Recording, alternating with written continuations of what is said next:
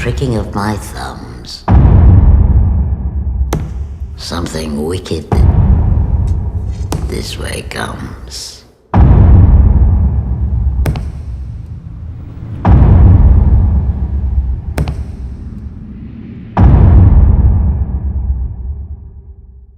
Hello, welcome to Movie Humpers. Hello. Hello. My name is Bob Sham. I'm Angela. And the sounds you hear may be dogs. And we are trucking along. Sure are. With our theme this month, Portraits of the Artists. Yes. In which we analyze two black leading men from both ends of the film history. Mm-hmm. And the majority of the month is dedicated to the one, the only, Mr. Denzel Washington. I decided I'm just going to say Denzel from now on. I mean, if you heard that's what he preferred, I support that. He hasn't let us know yet. Why? What are you going to call him? Denzel? I can say Denzel, but I might mess up. Mr. Denzel? Because I'm used to saying Denzel. It's weird saying just Denzel. Like saying Mr. Denzel sounds a little more formal. Well, it sounds like a last name. So? Mr. Denzel. It's just being polite. That's just another totally. way of being polite. If someone called me Mr. Bobby, I wouldn't be like, that's not my fucking last name. It'd be weird, though, if they weren't like a kid. Wouldn't it? Is that the standard? Maybe they're just like a mechanic. Maybe it's somebody who's telling me my oil change is done. Okay, I do feel like it's something that, like, majority time is going to be a child or, yes, someone, like, in the service industry. Why not? Yeah, that's fine. That's good enough, isn't it? Yeah, I'm sure. servicing. In the South, probably. Definitely more in the South. than anywhere else. For sure. Well, I live in the South, so I guess that gives me the right. I know. I never the movies of Mr. Denzel Washington. We're examining the artists in power. Mm-hmm. What they do when they get power. And, of course, Macbeth. This movie came out in 2021. It got a little hindered by the pandemic. It got pandy-pushed, is what we call it when the pandemic interferes with the filming. Mm-hmm. But this was directed by Joel Coen, yes, of one half of the Coen brothers. And it was a screenplay written by him, based on a story by Mr. Billy Shakespeare. And it stars Denzel Washington, Frances McDormand. I said Denzel there. Yeah, you did. Kathryn Hunter, Bertie Carvel, Brendan Gleeson, as well as many, many more. I was very much looking forward to seeing this movie. Personally, I love the way they did it from the first moment. We watched The Seventh Seal like a couple of years ago. You remember that movie?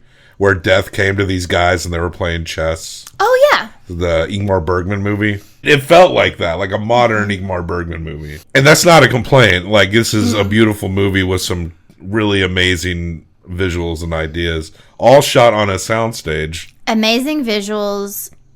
Brilliant acting. I was very excited to see Denzel in this role, but I was super excited to see Frances McDormand. Yeah.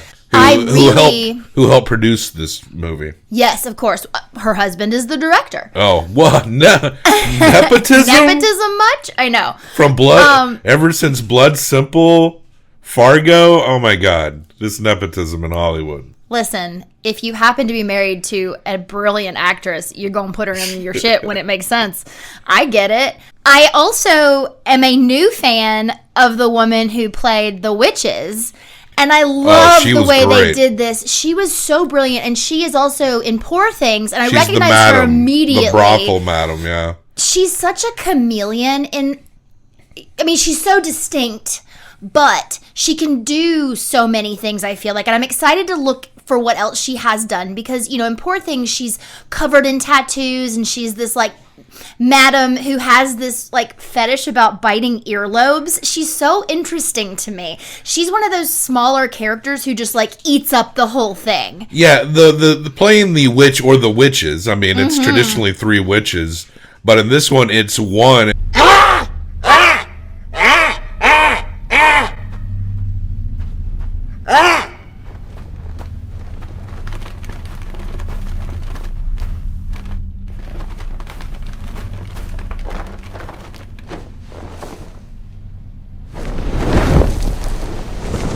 Peace.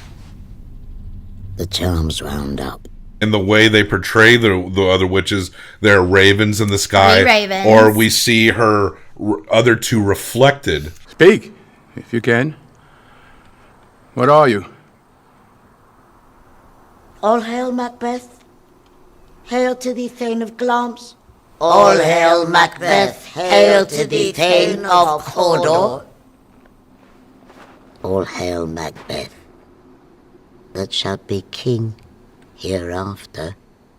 I would It's love such a a- poster of that image. It's such a sharp way of representing. And that lady, like, I hope I can find some clips of it because this movie's fairly new. It was not meant for, it didn't make much at the box office. It was one of those things where it's just get it in a theater. This is a so it can passion be project, considered. yeah. But this was meant for Apple TV. Like, in the trailer playing above my head, it shows the fucking Apple logo for, like, way too long. I should have edited that out. But yeah, this is the one streaming service we don't have is fucking Apple TV. We have all the others. We have either passwords or we're paying for them. You know how we do. Trade the passwords, trade accounts. You gotta share when you can. That's how we get our entertainment in the modern world, right? But we don't have fucking Apple. And I feel like a lot of people we know don't really have Apple unless it's like they got it for free with their internet package or some shit like that. And Yeah. Apple's the one we ain't got. So I had to acquire a screener. And I'm tired. I don't want to have to acquire a screener in this way. Even in the screener, I had to like select to be like, you got this like lawfully, right? Like, yes, I did. But they're not supposed to sell it to you. Well, maybe they didn't sell it to me. I mean, they're not supposed to give it away. They're not? Well, I guess you can give them away. You can't stop anyone from giving, but That's true. Is feeding the homeless a crime? A new law in one Florida town says it is. just send me screeners of all these movies. Oh, dude, that'd be awesome. How do I get on? Do I need to join SAG? Do I need to be in a bit part in a movie? I think so. All right, we'll figure it out. I'll work on it. I think you have to be I want to be part of the I want to be union. a bit part in a movie by a director that I've complained about. You have to do, I think, a certain amount of hours before you can apply, and you have to pay dues and shit. Yeah, to get screen. It's worth it. Yeah, sure. It's like getting the old Netflix. Like you get the disc sent to you. Well, there's also this insane thing with movies where it is on Apple TV, but in a month it could be on Max, and I a was movie's hoping not that- there and then it is there. I was hoping that with this one, but that was not the case. So I had to Yeah. do a little dance Make a little love. and get the screener tonight for the Tragedy of Macbeth. This movie, I really can't talk enough about how like striking it is because it's so simple. You told me they filmed this on a soundstage, Yeah. which makes sense, but they managed to. It feels otherworldly, which it Yeah, should, because Macbeth is very much. This is a land where there are witches and there is magic and there are forces guiding you. But in this story in particular, it's been a long time since I had read it. I don't believe I've ever seen a production of it, which is kind of crazy. But I've read it multiple times. I've done scenes from it when I was in college. And I forgot how very quickly this story moves. And you did tell me they cut a lot out of this. I think they did trim it down. This is also one of the few Shakespeare that I'm also fairly familiar with. Yeah. I think there's something just very accessible about this particular story. Mm-hmm. So I did read it in like high school, and it seems to be one that comes up a lot, like even more so than maybe a Romeo and Juliet, probably the more common one, truly. But I did have the. I'm not experiencing a lot of like Shakespeare adaptations. I think I saw that Baz Luhrmann Romeo and Juliet. I saw Julius Caesar, which I have also read. That's an older one. Much Ado About Nothing. Did you ever see that one? Was that the one with Kevin Kline with Titania the elf? No, I saw Midsummer Night's Dream. That's Midsummer Night's Dream. That's from like late 90s. Much Ado About Nothing was I haven't seen that one. No. Emma Thompson. Haven't seen most of this stuff is what I'm trying to say. Yeah. So I don't really have a lot of experience as to what a good adaptation is or what isn't. But I found sitting through this movie that I loved how deceptively simple it was. Yes. I appreciated the influence. I think the Bergman influence is pretty obvious. And I really enjoyed this a lot more than I thought I did.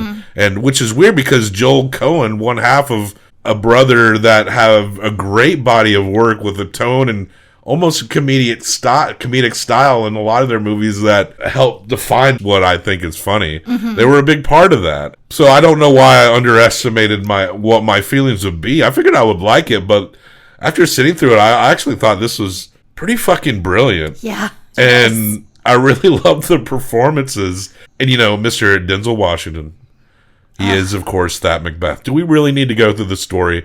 But I will say it's kind of funny that after Macbeth does the deed, in which, this movie is also often presented in the past like Lady Macbeth is the true villain. Well, And Macbeth is like the Adam and Eve kind of thing. they're both in it.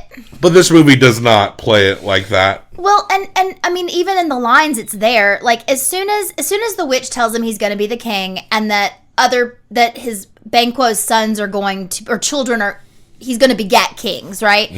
He realizes immediately that, And he can't be killed by a woman, one born of a woman. he finds that out later. Yeah. When he's concerned about who's going to come after him, when he's paranoid. But he finds out that he's going to be the king and Banquo's sons will be kings.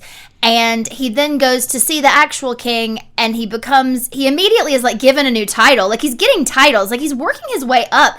But he immediately says, "Oh, the terrible things I am going to do," or whatever. Like he has he has a line that basically tells you like he's already thinking these dark things, that he the greed is already like, Stars, hide your fires. Let that light see my black and deep desires. I wish I could quote as well. I know. There's a few passages in this that I do feel like I know, and it's been so long I'm not even going to try, but Please, stars, don't illuminate my dark thoughts. Stars, hide your fires. Let that light see my black and deep desires. yeah, that one's one of my- it's a yeah. great line. Yeah. It's a great line. And then he goes home, and she's already decided because he wrote her this letter. And I guess it's not the next day because he has a letter, but I think he just sent one ahead of him. And it feels like it moves very, very fast. But truly, it's like someone told him he's going to be the king. They immediately kill the king, and then he becomes the king. But it's this thing where he can't just wait. Like, No. it's this... If it were to be done, then it's best So you have to make it that done. it would be done quickly.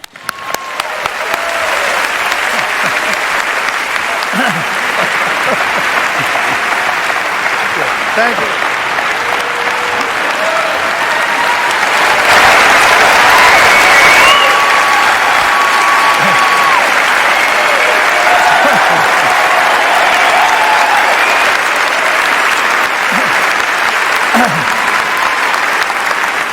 Tits best. Tis best, yes. We're very educated. Tis Tits best. Tis best. Tits were to be done, tits best, it would be done quickly.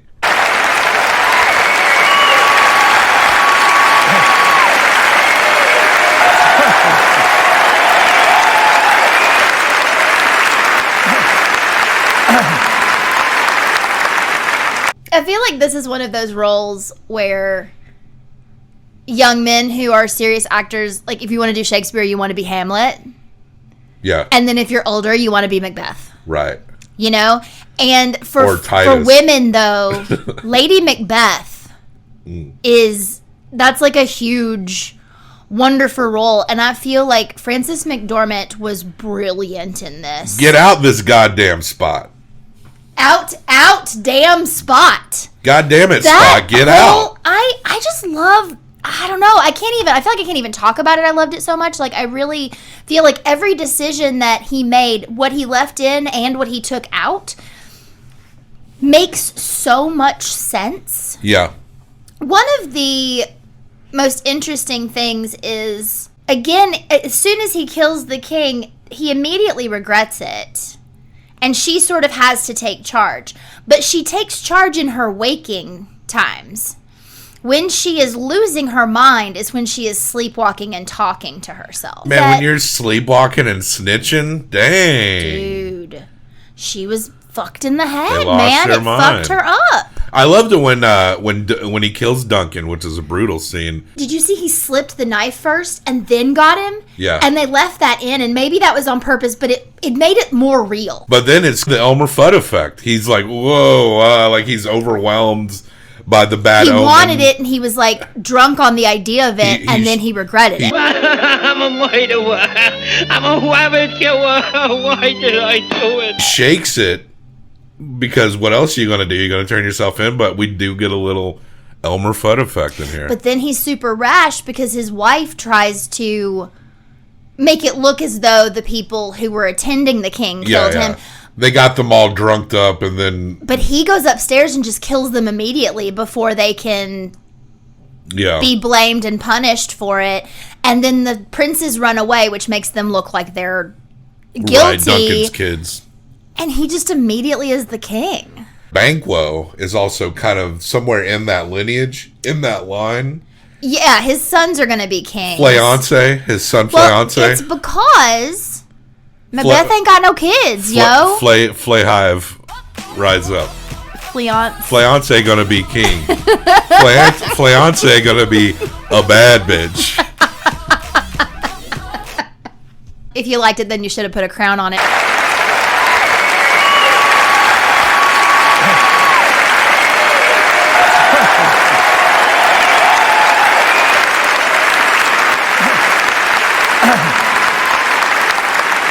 That's kind of the extra story. I can't think of his name. He sort of looks like he would be a religious man. The man who kind of looks like a monk, but it's like a very tight-fitted like cloak, like hood. Mm-hmm. He's everywhere. Yeah, isn't that Ross? Yes, I think that is Ross. Yes. He's kind of scheming on his own trip. He is scheming on his own trip. He hides Fley-Hive when they're trying to kill him. So, because Macbeth is so paranoid because he wants to stay king now that he is king, that he feels like he needs to kill Banquo and Banquo's son because he knows that Banquo's son will one day be the king. Yeah. And that makes him in danger. So because they having kids. But what he didn't Lady Macbeth's uterus is all dried up. It ain't happening. Yeah, and he thinks... This is interesting, too. They're, like, in their late 50s, 60s playing these roles, right? I wondered ages. Like, I was thinking about that. Because I think they're in their 60s. You are the king now, but yeah, there's no fucking way you're going to have kids. Like, and there's not even a question of it. Yeah. And that's interesting, too, because that is, like, the missing part here. Because if he had a child... he might not be as rash. Maybe if Banquo's just a little... Well, it's not a matter of Banquo's patience. It's Macbeth's impatience. He's getting them killed, but I guess... And they're supposed to be friends. Yeah. They're supposed to be friends, and he has them murdered. Shout out to a brief scene of Stephen Root playing the porter. So we love good. Stephen Root, one of my favorite character actors ever. Can do no wrong. He's going to raise this up. Everything he does is better because it's like the Harry Dean Stanton effect. Yes, he's going to elevate it every time he's in something. We're Root heads. We also of Stephen Root got one of our favorites as the king, who is murdered. Say his name? Brendan Gleeson. Brendan Gleeson, thank you. He's in Banshees of Inisherin. He's in Bruges. Yes, we love Brendan Gleeson. Brendan Gleeson. There's a lot of as Mr. great Duncan. people in this. Yes, there's a lot of good stuff. You got Macduff, who... Well, I forget why Macbeth wants to kill Macduff. Macduff takes off because they're suspecting a conspiracy. Well, Macduff didn't come to dinner. Yeah. And so he must be very scheming. Disrespectful. And he actually is scheming because he went away to find the prince. He took off to England. Because Macduff suspects Macbeth. And the fact that he didn't show up to support him after he became king made Macbeth paranoid, and rightfully so, honestly. And he's too paranoid. Macduff kind of did get his whole wrong. family killed. That was terrible. That scene. Yeah, pretty brutal. There is the mother and child having that conversation about "Mother, is my father a traitor?" Yeah. And she says, "Yes, if it or is what is it? Treason?" She basically says someone who lies, and the kid says, "Well, then the liars are doing it all wrong because the liars could rise up and take over the people who don't lie." Right. Kind of thing. Like there's like I know I just fucking mangled that. Yeah, but we're it's a brilliant really scene. hitting these quotes dead on. Bubbles, We're talking about bubbles, the feeling, toil, and troubles. popples and troubles, cropples and fribbles. That scene where the witches come to Macbeth when he is losing his mind, and he wants to know who's going to get him, what's going to happen, what does he do, and the witches come to him, and they fill the bottom of the castle with water. And he sees these 3 different children appear to him. It's his floor. That's so fucking cool. So fucking cool. And they're like dropping things into the cauldron while they're naming all the, if you get to be one of the witches, like that's a pretty juicy, fun role. That is what I would have always wanted to be. They went to Kathryn Hunter and they're like, "You're all the witch we need. You're she about heavy lifting there. She is like double jointed. Yeah, she's like doing she actually was doing contortioning contortionist shit. Like she's fucking brilliant. Yeah, crushed it. Did Nailed we mention it, that we it. love this movie? Yeah, it's a good one. Yeah. One thing I don't know if it's in the play because I can't remember, but they kind of imply that when Lady Macbeth is going crazy and Macbeth is going crazy and Macduff is coming back to avenge his family and the whole court is kind of going wild, right? Everyone's kind of running everywhere and Lady Macbeth is standing at the top of the stairs. And she's like crazy and out of it.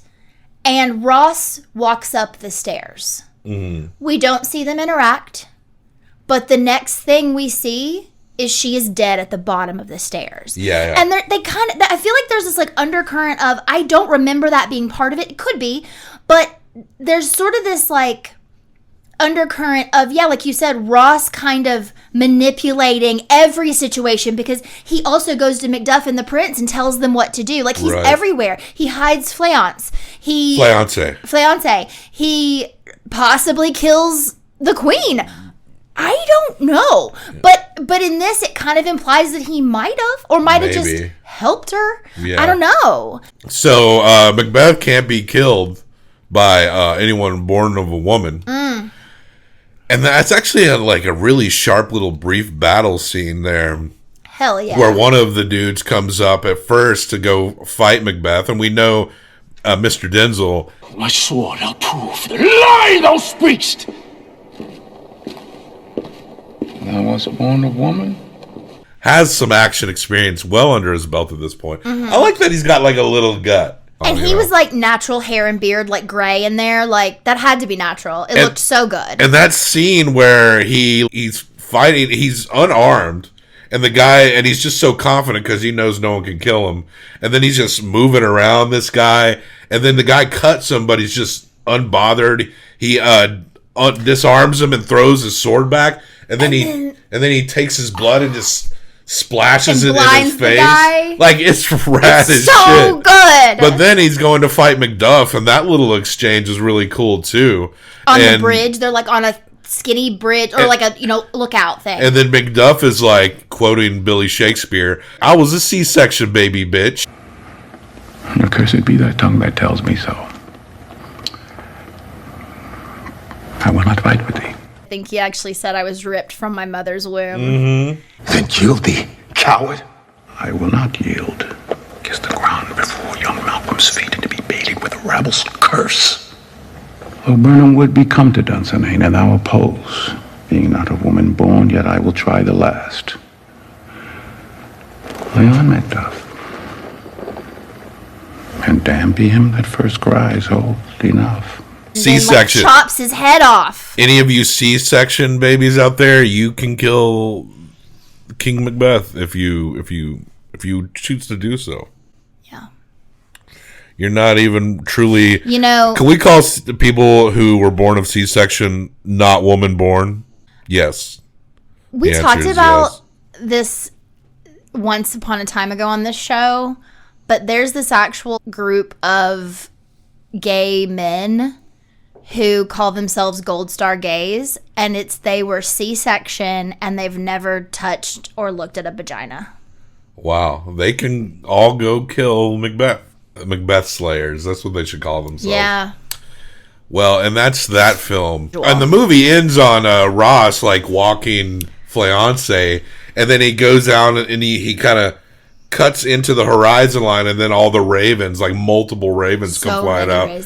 So the scheming's not done because, who is it? Macduff is king, right? Mm-hmm. So No, the prince came back. oh, that's right. He came back with Right, the moving right. forest, but Macduff was with him. But Macduff was supporting him. But Banquo could still have a line to that throne, and his son Banquo's Fley-Hive. kid. So it implies that the scheming's not really done here. I think he'll still be king. With Fley-Hive hanging around, he can challenge for and this that's why he's throne protecting him. Once Duncan's kid's out of the picture. And that's implied with the bad omen of all the ravens coming out. Absolutely. It's another prophecy. The biggest question in this movie, or in this play, is, are the witches prophesying truth, or are they playing with Macbeth? Macbeth did come.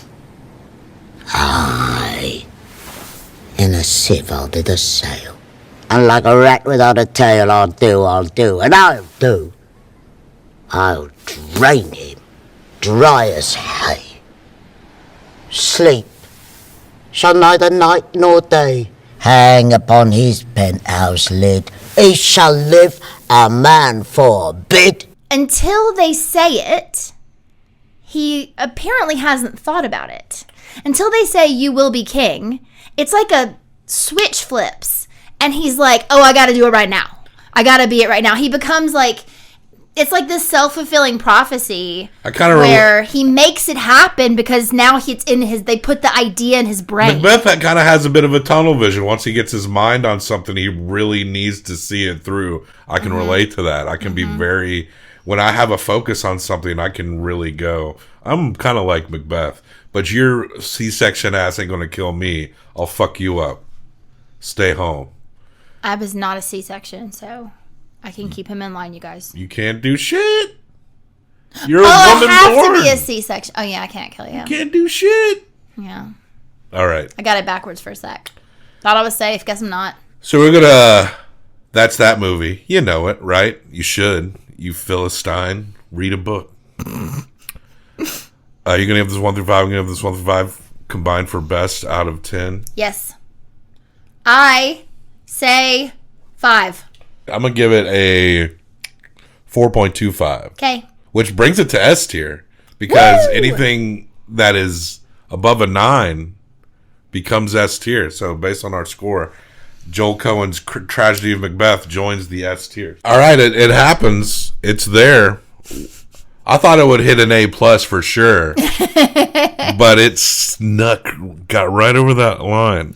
I think it might be the best Shakespeare adaptation I've ever seen. Yeah. I think that's why, for me, that it is just so... I just think it was one of the best done Shakespeare adaptations, and there's been a million. I haven't seen many of them, but I will say that this is the best that I've seen, for sure. Maybe I even could have gone higher, but I don't know. I just had it. I had 4.25 locked in my brain for a bit. So let me show it to you. So check it out. Our list of S tiers expands, and who would have thought that the first S tier Coen Brothers movie that we discussed would be done by only one of them? There are other S tier Coen Brothers movies. We just haven't gotten to them yet. There are plenty more S tiers. We just haven't gotten to them yet. This week is in the can for the Artist in Power. I think it was a good one.